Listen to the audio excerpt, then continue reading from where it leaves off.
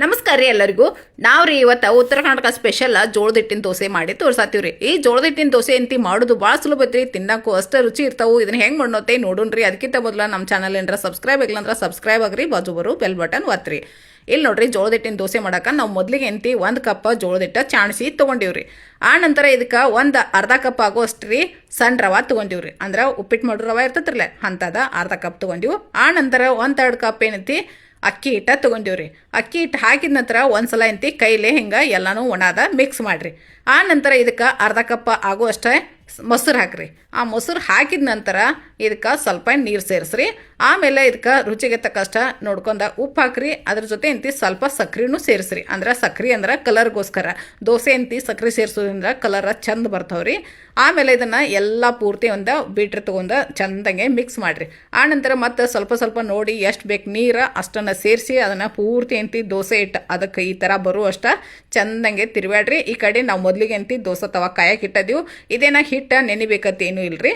ನೋಡ್ರಿ, ಈಗ ದೋಸೆ ಕಾದತ್ತಿತ್ತವ ಹಾಕತ್ತೀವಿ. ಒಂದು ಸ್ವಲ್ಪ ನೀರು ಹೊಡಿದು ಒರೆಸೋದು, ಆಮೇಲೆ ದೋಸೆ ಹಾಕೋದ್ರಿ. ಭಾಳ ಮಸ್ತಂಗಿ ದೋಸೆ ಬರ್ತಾವ್ರಿ. ನೋಡ್ರಿ, ಅಕ್ಕಿ ನೆನೆ ಇಡಲ್ದನು ಹಿಂಗೂ ದೋಸೆ ನೀವು ಮಾಡಿರ್ತಿಕೋರಿ, ಆರೋಗ್ಯಕ್ಕೂ ಭಾಳ ಒಳ್ಳೇದ. ನೀವು ಎಣ್ಣೆ ಬೇಕಂದ್ರೆ ಎಣ್ಣೆ ಹಚ್ಬೋದು, ಎಣ್ಣೆ ಬ್ಯಾಡ ಅಂದ್ರೆ ಇದಕ್ಕೆ ತುಪ್ಪ ಹಚ್ಬೋದ್ರಿ. ಈಗ ನಾವು ಇಲ್ಲಿ ಸ್ವಲ್ಪ ಎಣ್ಣೆ ಹಚ್ಚತ್ತೀವ್ರಿ.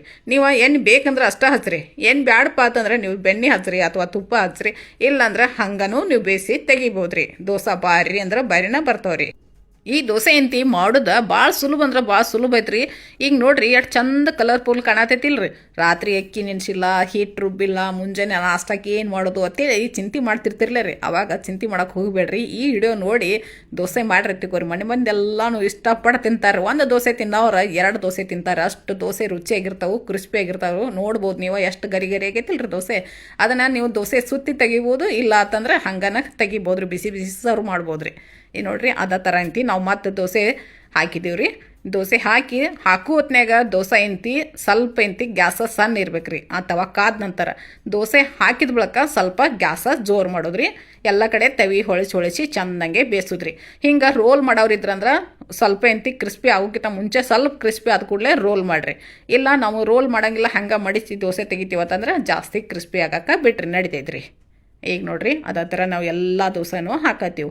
ನೀವು ಮುಂಜಾನೆ ನಾಷ್ಟಕ್ಕೂ ಮಾಡ್ಬೋದು, ಅಥವಾ ಮನೆಗೆ ಯಾರೇ ಬಂದಾಗ ಪಟ್ಟತ್ತೆ ಏನ್ರಿ ಮಾಡೋದತ್ತಂದ್ರೆ ಅವಲಕ್ಕಿ ಉಪ್ಪಿಟ್ಟು ತಿಂದು ಬೇಸರ ಇರ್ತೈತ್ರಲ್ಲ ರೀ.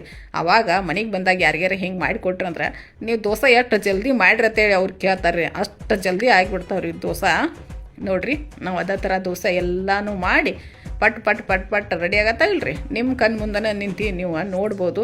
ಒಂದ್ಸಲ ಮಾಡ್ರಿ ಅಂತ ತಿಳ್ಕೊರಿ. ಹೌದಪ್ಪ, ನಾವು ಹಿಡ್ದು ಸಾಕಿ ಈ ದೋಸೆ ಮಾಡಲಿಲ್ಲತ್ತೇಳಿ ನಿಮ್ಗೆ ಅನಿಸೋದು ಗ್ಯಾರಂಟಿ. ಅಷ್ಟು ಮನಗಂಡು ಮಸ್ತ್ ಅಕ್ಕವ್ರಿ. ಈ ವಿಡಿಯೋ ನೋಡಿದ ಬಳಿಕ ದೋಸೆ ಮಾಡೋದು ಮರಿಬೇಡ್ರಿ. ನಾವು ಪ್ಲೇಟಿಗೆ ಸರ್ವ್ ಮಾಡಿವು ಚಟ್ನಿ ಸಾಂಬಾರು ಜೊತೆ. ಒಂದ್ಸಲ ಇದನ್ನು ವಿಡಿಯೋ ನೋಡಿ ಟ್ರೈ ಮಾಡಿರಿ. ಹೆಂಗೆ ಬಂದಿತ್ತೈತೆ ಕಮೆಂಟ್ನಾಗ ತಿಳಿಸ್ರಿ. ಇಲ್ಲಿ ತನಕ ವಿಡಿಯೋ ನೋಡೋದಕ್ಕೆ ಧನ್ಯವಾದಗಳು.